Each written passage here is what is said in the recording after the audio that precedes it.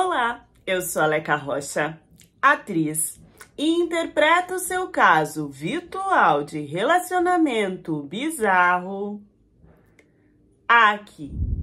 Uma pessoa muito segura, que não consegue correr atrás das coisas e bloqueia muito pelo medo. Essa sou eu. Mas eu também sou aquela pessoa que consigo confiar a partir do que pessoas próximas me contem. Ou falem, comigo aconteceu assim e tá tudo bem, eu fiz assim e deu tudo certo. Então eu prefiro seguir o modo que essas pessoas vivem e tomar de reflexão e experiência aquilo que elas têm para que eu tire o medo e também viva alguma coisa na minha vida. E foi nessa que eu caí numa tremenda de uma furada. Eu tinha uma prima que era casada com um iraquiano e tava tudo bem pra ela aqui no Brasil, nunca se teve nenhum problema. A minha família era de uma parte de árabes, eu sabia falar árabe, eu tinha muita influência sobre isso. Eu tava acostumada com essa questão de imigrantes pra cá, com pessoas da minha família viajando pro Irã, pro Kuwait, pra vários lugares, sempre pra turismo, e nada de ruim acontecia. Era uma coisa que eu tinha como base de segurança na minha cabeça. Não tinha problemas com essas questões. Por isso eu não me preocupei muito quando eu conheci o Hassan numa cafeteria. Depois do expediente, eu tava lendo meu livro, tomando meu café, comendo meu biscoitinho. E na hora que eu fui pagar tudo isso, a conta já tava paga pelo Hassan. O garçom disse que eu não precisava me preocupar e me apontou o moço que tinha pago. Esse moço veio até mim. Eu já vi que ele tinha traços árabes, mas isso não me assustou, não me deixou surpresa. Era algo comum para mim. Eu tinha isso na minha família, eu tinha isso nas minhas vivências. Também não questionei o que ele era, o que ele deixava de ser. Ali ele me convidou para depois desse café ainda comer com ele.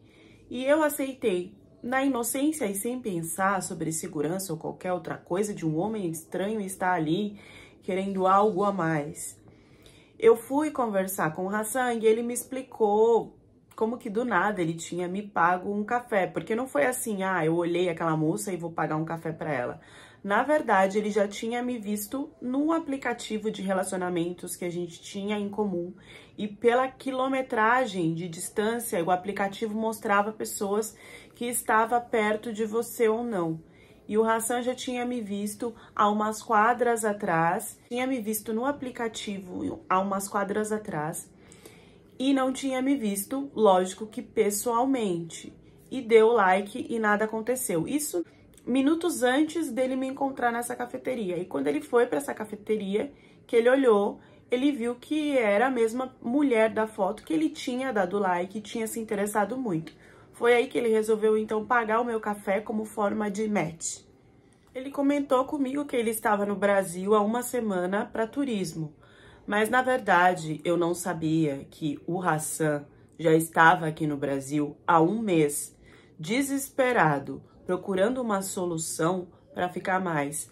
Na verdade, ele tinha conversado com uma menina pela internet e tinha resolvido vir para ficar e casar. Ele convenceu essa menina a fazer uma carta convite para ele e organizar outras coisas a ponto dele conseguir entrar no Brasil. Não me pergunte como, ele conseguiu e ao conhecer essa menina, ela não foi muito com a cara dele. Ela disse que ele não era igual, ele se mostrava no vídeo ou nas fotos, que era muito diferente e que ela não tinha se atraído o suficiente para continuar a situação. Situação essa que estava combinado de se casar. O Hassan se enfureceu muito, essa conversa que eles tiveram foi dentro da casa dela. E a partir daí, ele estapeou ela na cama, até a convencer de que ela iria ficar com ele. Mesmo assim, ela desesperada continuou negando e ele a trancou no banheiro para que ela pudesse pensar mais sobre o assunto e mudasse de opinião e ficasse com ele. O objetivo era casar no Brasil e a partir daí conseguir outras coisas que a gente vai descobrir mais pra frente. Depois de muito tentar e de muito obrigar essa menina, ele não conseguiu. Ela conseguiu sair dele, os vizinhos escutaram, falaram que iam chamar a polícia. E ela pediu, pelo amor de Deus, que não, porque ela estava com muito medo do que fosse acontecer ali. Essa menina não denunciou o Hassan. E tudo isso que eu tô contando pra vocês, eu não consegui ler nos olhos dele no primeiro encontro. E também não fiquei sabendo, antes de tudo, o que aconteceu comigo por causa dele. Um moço calmo, bem vestido, educado, com palavras formais em português, numa abertura sobre papo cultural, de livros e de conhecimento, tecnologia e ciência abrangente. Esse era o Hassan que eu tinha conhecido. A cada palavra, afeto ou gentileza que ele tinha comigo, menos um minuto ele tinha para se firmar aqui no Brasil casando com alguém. O desespero dele era transmutado em cavalheirismo. Um Rolex, um iPad, um fone da Mac, tudo muito bem produzido. Conversas sobre culturas de outros países, com fotos em cada lugar dele visitado. Todas elas eram montagens. Eu vi com ele passando pelo celular dele.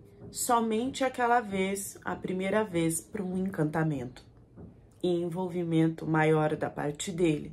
Um cartão Black internacional que eu não sei da onde que saiu, mas só me mostrava que era um homem de estabilidade financeira construída. Eu poderia parar aqui e falar para você que um árabe fingiu ser muito rico e me envolveu para eu cair no golpe da cidadania.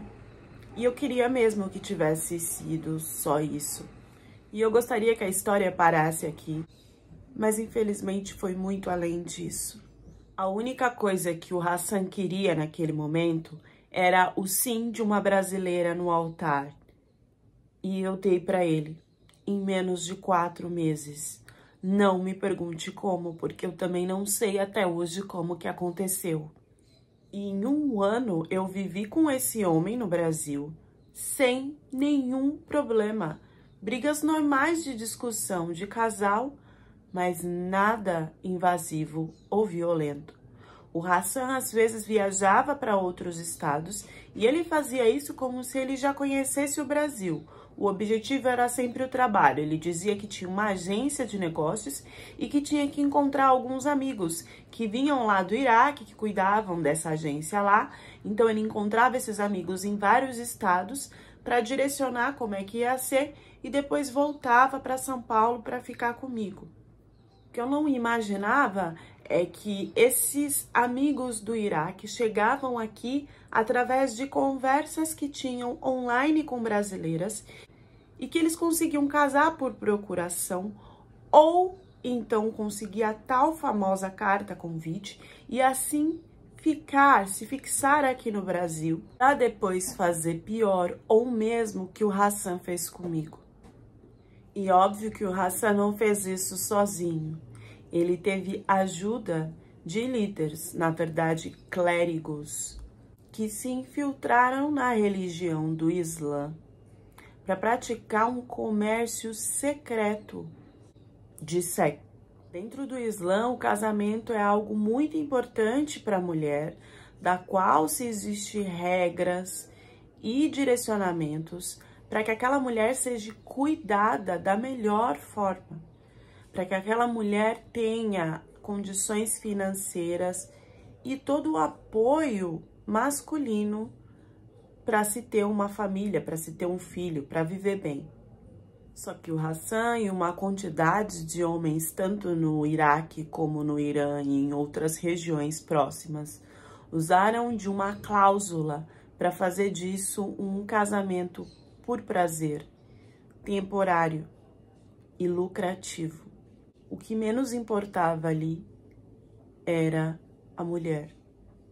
Depois de 1 ano e meio, 2, eu não me lembro, o Hassan sempre fazia muita questão de que a documentação do nosso casamento, que foi feita aqui no Brasil, e toda a documentação que ele tinha que ter no Brasil para aplicar para a cidadania e do visto, fosse sempre muito bem feita e direcionada. Mas ele deixava isso comigo, ele tinha um tanto que de preguiça.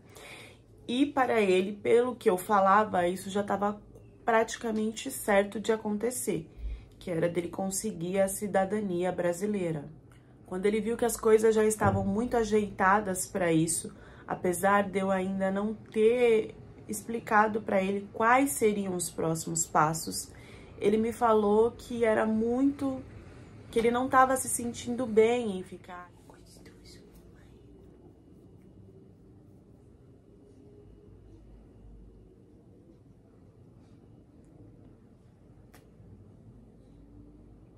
O Hassan começou a colocar que ele tinha vindo ao Brasil só para turismo e nunca mais tinha voltado pelo amor que ele tinha construído por mim.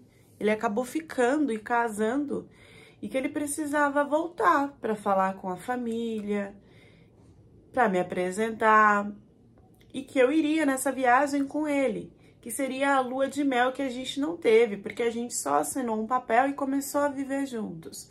Então, nós fomos para o Iraque.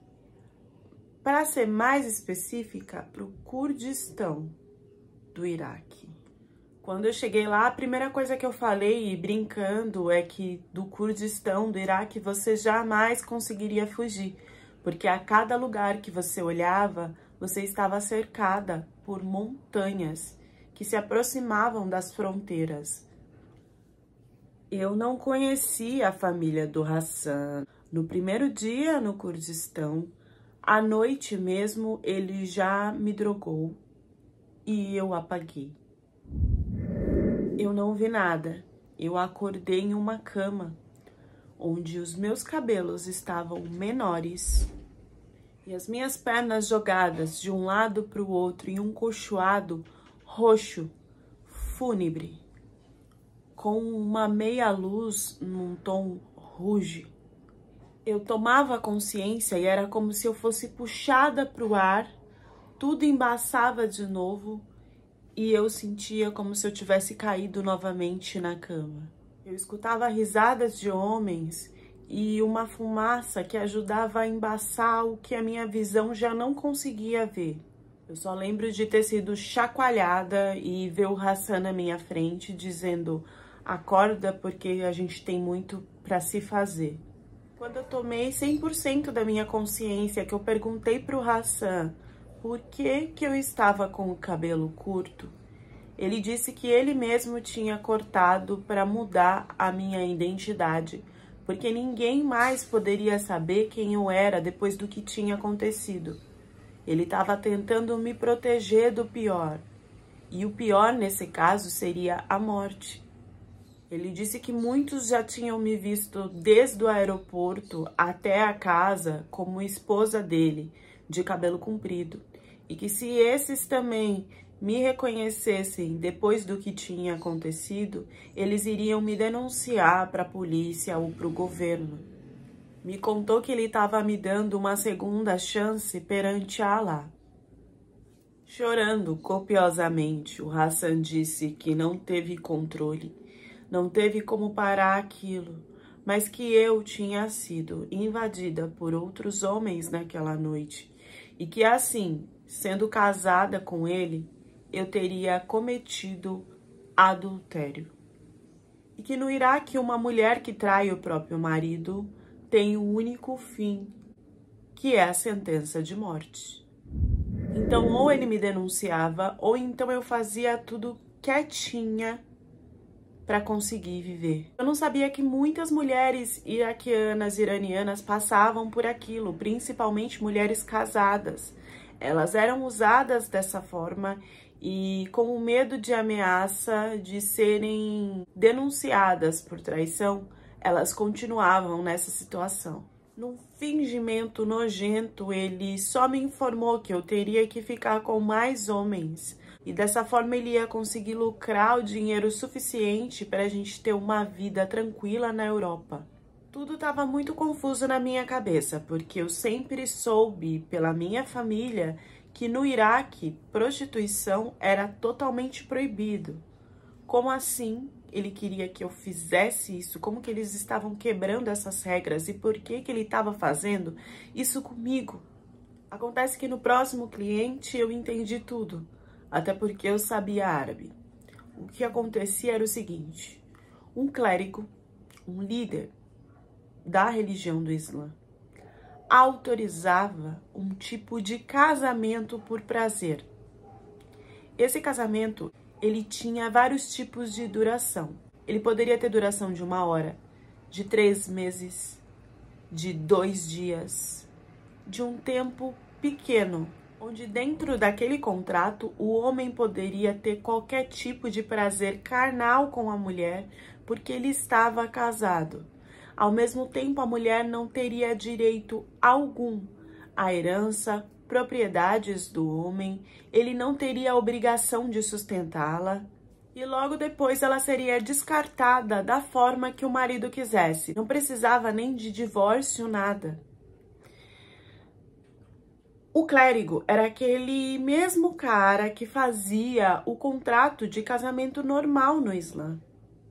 E ele aceitava fazer esse tipo de contrato de casamento por prazer, tanto para mulheres como para meninas. E ainda cobrava uma quantia muito grande por essa troca de favor. Então, ali eu vi o cara decidindo se ele queria ficar comigo 1 hora, 2 horas, como que seria. E ainda escutei a conversa do clérigo falando com outros caras, porque assim, ao mesmo tempo que eles estavam nessa diversão, que seria um bordel, eles tinham já em mente as mulheres que eles queriam casar, mas que essas teriam que ser com um contrato certinho. E aí o clérigo falava o modo que eles podiam enganar não só essas mulheres, como a família delas, fazendo esse contrato temporário que depois elas poderiam ser descartadas e aí não teriam direito a nada.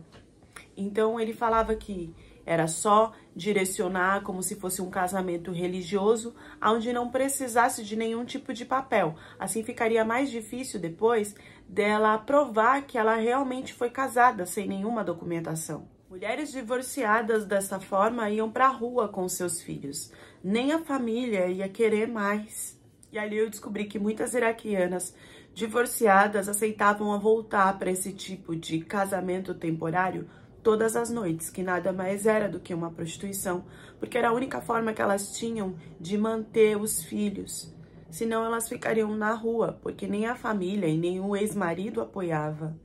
E assim ele começou a me ameaçar, porque a partir do momento que ele não me direcionasse mais para esse tipo de trabalho e me jogasse na rua no Iraque como uma mulher divorciada, eu iria ser tratada da pior forma e iria continuar a ser forçada a fazer coisas piores do que ele estava me apresentando como uma forma de ajuda pela situação que tinha sido criada por ele mesmo, mas que ele dizia que ele não teve o que fazer na hora que avançaram para cima de mim e exploraram o meu corpo.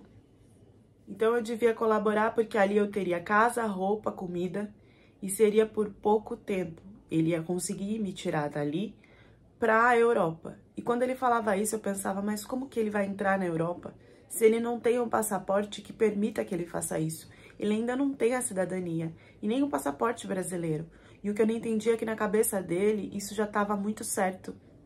Que ele não precisava fazer mais muita coisa para conseguir. Que só por ter casado comigo e ter dado entrada nos documentos, logo ele teria a retirada desse passaporte. O absurdo é que isso não acontecia só com mulheres casadas. Isso acontecia com crianças e virgens. E eu descobri isso da pior forma, que eu preferia não ter escutado e nem ter isso como experiência na minha vida. Porque assim, nesse tempo que eu fiquei lá dessa forma, ele parou, né, de me vender por um bom tempo, porque ele tinha conseguido um bom dinheiro, porque sei lá o que passava na cabeça dele, e eu era tratada na maior simplicidade que pudesse, diferente de todo o luxo que ele me apresentava no Brasil. O quarto que eu ficava era o mesmo quarto que eu acordei inconsciente da primeira vez. As roupas de cama praticamente não eram trocadas. O banho era quase nunca. E a comida era o mínimo possível. A única coisa que eu tinha a hora que eu quisesse era água. Em um dos desmaios que eu tive, eu descobri que eu tava grávida. Eu não queria contar pra ele, porque naquela situação, o que ele iria fazer com a minha filha? Eu achei que ele pensava em tirar. Só que ele pensou pior. Aos poucos ele foi percebendo como eu tava, que eu tava desmaiando, que eu tava mal, que eu não conseguia comer o mínimo que chegava lá, que antes eu comia esfomeada. Ele foi percebendo e foi ligando as coisas a ponto de começar a perceber que a minha menstruação nunca vinha. E um dia ele chegou pra mim e falou, a gente vai fazer o teste da gravidez, porque tem alguma coisa aí que eu não tô sabendo. E eu desesperada, porque não tinha pra onde eu fugir, não tinha como eu falar pra não fazer. Quando ele descobriu que eu realmente estava grávida e que pela data era dele mesmo, não era disso que estava acontecendo comigo, ele também não se importou se era dele ou não, porque ele já tinha um plano para essa menina, que seria vender da mesma forma que ele estava fazendo comigo. Só que a nossa filha, ela seria pura. Então, o dinheiro, além de ser muito mais alto, o trâmite disso era feito de uma outra forma. Primeiro, essa menina ela seria usada sem perder a virgindade. E eu descobri como, em uma conversa deles, onde eu tinha que fazer comida e servir chá, e fui escutando tudo, sem nenhuma censura de como isso era feito. Eles usavam as meninas várias vezes, sem que ela perdesse a virgindade, para depois fazer uma venda com um valor maior da virgindade. E isso era falado de forma naturalmente pelos clérigos. Estou falando de clérigos aqui que aceitavam essa condição. Muitos ligados ao Islã e ao que realmente o Islã prega, nunca aceitaram esse tipo de coisa. O que eu escutava na conversa era o seguinte, a conversa começou assim. Ele falava assim, o homem pode casar com quantas mulheres ele quiser. E ele pode casar com uma agora e separar e daqui a 2 minutos casar com outra. Isso é questão de negociação e de quantidade e da quantidade do dinheiro que vai ser doada para que seja feito esse contrato. Se for uma menina, se for uma criança, a gente só tem que tomar cuidado para que ela não perca a virgindade. Então, o homem vai ser alertado de que essa criança é pura e a partir daí, ele só vai ter as preliminares com ela. Ele vai poder tocar, ele vai poder beijar, vai poder penetrar atrás. Ele só não vai fazer na frente. A dor de se ela vai se machucar ou não é dependente do que ela pode suportar. É você que decide, que vê até onde você acha que ela vai aguentar ou não. A partir dos 9 anos não há problema nenhum sobre isso. Escutando tudo isso, me criou um pavor e um desespero e um entendimento de por que ele falava pra mim que ele queria que fosse uma menina. Na minha cabeça, ele sempre, pra mim, o homem sempre tinha o desejo de ter um menino. Por que ele queria tanto uma menina? Por causa desse lucro, por causa dessa monstruosidade. Ele estava pensando no valor que ele ia receber. Sendo bem sincera para vocês, eu jamais conseguiria sair disso no Iraque, envolta por homens, onde eu não poderia denunciar, não poderia pedir socorro para ninguém. Não teria como eu fugir. Eu ia fugir para onde? Para a rua? Depois, eu ia pedir ajuda para um homem que ia me trazer de volta, ou então para uma mulher que com certeza estaria silenciada pelo homem que também iria me trazer de volta. Eu fiquei tão congelada, tão baqueada com tudo que eu tinha escutado, que eu ficava revendo na minha cabeça se eu tinha entendido mesmo as palavras do que esses caras estavam falando, e não tinha como eu ter entendido errado. Eu fui dormir de um jeito que eu acho que eu apaguei praticamente por um dia. E nesse sonho, eu só sonhava, eu só via eu no Brasil, com a minha filha, que eu nem sabia se era filha, mas era o que eu via, eu no Brasil com a menina.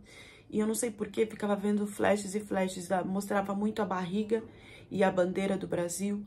E eu via Deus e eu via a igreja. Eu não sei muito bem como que foi tudo colocado nesse sonho, mas eu tenho certeza que foram sinais para que eu entendesse a única forma que eu conseguia sair daquele lugar. Eu só conseguia sair dali se eu fosse para o Brasil. E como que eu iria para o Brasil? Tava óbvio, tava na minha cara e eu demorei dias para entender. Eu só consegui entender depois desse sonho, acredito que pela perturbação que eu tava passando, de que esse cara tava contando com a cidadania e que ele não conseguiria ter a cidadania do Brasil no Iraque. Ele não ia conseguir ter o passaporte para viajar para a Europa, como ele estava sonhando, com dinheiro do que ele estava fazendo eu ser usada, se ele não fosse para o Brasil. E ele não sabia disso. E o trunfo maior é que quando o estrangeiro se tem uma filha no Brasil, tudo isso esse processo de cidadania é acelerado. Então eu tinha esse trunfo na mão. E me veio um alívio estarrecedor, porque eu sabia que não teria como ele negar essa situação, porque até aí ele estava achando que ele iria pegar o passaporte ou a cidadania dele para o Brasil sozinho. Ele ia me deixar lá no Iraque. De tanta burrice. Eu agradeço muito a Deus por eu ter me conectado com um cara que era burro nesse ponto. Todo o poder de, o cara inteligente, bem estudado, de conhecimento e cultura, aquilo tudo foi ensaiado. Aquele relógio, tudo era alugado. As fotos eram montadas. Eu tava falando com um ignorante. E graças a Deus que era um ignorante. Não demorou muito tempo para ele vir, todo mansinho. Isso foi assim, acho que uma semana ou duas. Ele ficou agindo como se a gente fosse marido e mulher. Como se ele estivesse me ajudando. Não tinha mais clientes, parou tudo. E aí ele veio com o assunto da cidadania, que eu que tinha dado a entrada, como é que ia ser, não sei o quê, porque ele iria lá sozinho buscar, porque seria menos dinheiro e tal. Que esse dinheiro, lógico, que ele conseguia com todo esse tráfico, né? E que o objetivo era ir lá para o Brasil para pegar mais mulher para trazer. Eu tinha certeza disso. Tanto como em outros países. O objetivo era ficar movimentando essas mulheres e lucrando com isso. Que quando ele veio me questionar sobre isso. E aí eu fui muito cínica e muito boazinha. Não me perguntem como. A ponto de falar, meu amor, eu não sei se você sabe, mas para você pegar o seu passaporte, a sua cidadania, você tem que comprovar que você morou por alguns anos no Brasil. E um ano só não basta. Além de você ter que ter visita da Polícia Federal, para eles confirmarem que a gente realmente é casado. E a gente não fez essa parte depois que você veio pro Iraque. Eu sei que você tá tentando me salvar aqui, mas agora eu preciso te ajudar no Brasil. No olhar dele eu via que ele tava achando que eu tava querendo aplicar um golpe, alguma coisa. Então ele foi por conta na embaixada pesquisar tudo para ver se realmente era assim. Ele não acreditou no que eu falei. E quando ele confirmou que realmente era assim, aí ele caiu do trono, né? Porque como que ele ia voltar comigo pro Brasil depois de tudo isso que ele tinha me forçado a fazer? Mas assim, era a única saída que ele tinha. E eu estar grávida era um ponto de favor para ele, porque o neném teria que nascer lá no Brasil. No Iraque, ele só iria conseguir usar para esse comércio monstruoso, mas não daria a documentação de brasileiro para ele. Esse homem transformou toda a situação de terror que eu estava vivendo novamente numa situação de contos de fadas. Eu não estava mais acreditando nisso, não tinha como. Mas eu fingi que eu estava acreditando, porque eu sabia que no Brasil eu teria condições de fugir dessa situação. Só que eu também estava numa sinuca de bico, porque eu não tinha provas de nada que estava acontecendo comigo no Iraque. E no Iraque isso era totalmente legal. Dentro das leis eles conseguiam fazer isso totalmente legal. Então não teria como eu denunciar ele no Brasil. Eu ia precisar que ele me atacasse de alguma forma no Brasil, para que se começasse uma denúncia lá e aí sim eu abrisse tudo que estava acontecendo comigo. No Brasil ele conseguiu uma ar que ele ficava colocando em mim e direcionando para eu fazer o que eu tinha que fazer e não fugir. E eu precisava que esse homem me atacasse de alguma forma. E ele era uma flor. Ele não fazia nada de errado, apesar de estar ali me ameaçando daquele jeito. Não tinha como eu tirar foto. E ele queria me direcionar até a neném nascer dessa forma. Comecei a perceber que o único jeito dele ficar irado comigo era eu negando a ajudar em alguma parte da documentação para a cidadania / passaporte dele. Então eu corri o risco de, mesmo grávida, eu confrontar ele até ele me estapear para eu fazer o que ele queria. E também corri o risco de, depois dele fazer horrores comigo, falar que a neném, que eu tava passando mal, que eu tava com dores, que eu ia perder a neném. Porque eu sabia que pra ele perder a neném ia aumentar o tempo de que ele teria nesse processo de cidadania, porque ele não tinha um filho no Brasil. E ele também depois não teria o lucro de vender, né, essa menina da forma que ele fez comigo, e até pior, porque seria pura. Era muita perda. Ele ia perder muita coisa. Então ele, desesperado, nem pensou e me levou para o hospital. E foi lá no hospital que eu consegui pedir socorro e contar tudo que estava acontecendo. Já num lugar para fazer provas, para fazer exames de tudo que eu estava passando fisicamente. Nessa hora a burrice invadiu ele. Depois de tanta redoma certinha, ele vacilou. O maior desejo é que ele ficasse preso aqui no Brasil, porque eu sabia que se ele fosse deportado lá no Iraque, isso não iria valer de nada. Infelizmente, foi o que aconteceu. Em um dos documentos de carta convite que eu peguei dele, eu consegui o nome da primeira mulher da qual eu entrei em contato e ela me contou os horrores que ela tinha passado, que eu contei aqui pra vocês no início. Como ele desejava, sim, a minha filha era uma menina. E depois de tudo isso eu pude focar no meu sonho, que era ser mãe. A minha filha nasceu linda, linda. Eu cuido dela com todo o carinho do mundo. Não coloquei o nome do pai e nem direcionei nada a ele. Ele sumiu e assim eu quero que ele permaneça. Ele jamais conseguirá entrar no Brasil de novo, depois de tudo que foi colocado no nome dele.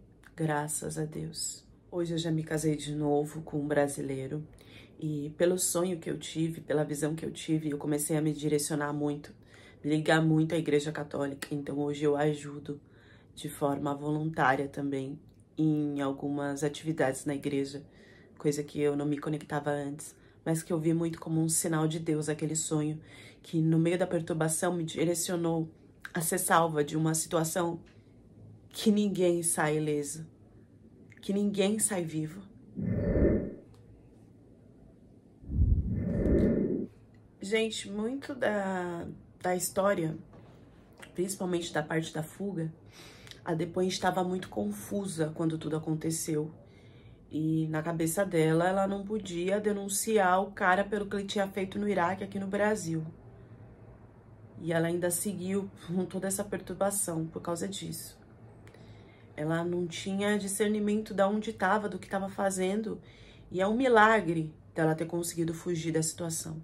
As informações na história foram colocadas sobre esse tipo de comércio que acontece no Irã e no Iraque, para que vocês fiquem alerta, para que a gente possa ficar alerta disso que acontece, né, nesses países. Mais de 230 mil mulheres passam por isso e as informações foram tiradas do site BBC. Não basta nós mulheres sermos usadas, ainda existe a exigência e a valorização de acordo com a virgindade. Eu fico vendo vários conteúdos de homem falando de mulheres que são rodadas porque já ficaram com mais homens, porque não ficaram com mais homens. E isso é valorizado até na hora de se prostituir. Não basta usarem os nossos corpos, eles ainda que decidem se está desgastado o suficiente ou não. A mulher nunca está certa. A visão de que a mulher nunca está certa chegou num patamar inalcançável e surreal. Porque se vocês prestarem atenção, o próprio marido forçando a mulher a se prostituir, por ela ser casada, ela ainda é considerado que ela está praticando o adultério, que ela está traindo o cara. E ela que ainda vai pagar por isso. Quando que o certo e o errado vai ser medido, vai ter a mesma medida para o homem e para a mulher? Quando? No momento nós ainda temos menos valor do que o nosso próprio ímã. Deixem as reflexões de vocês nos comentários e até a próxima história do canal.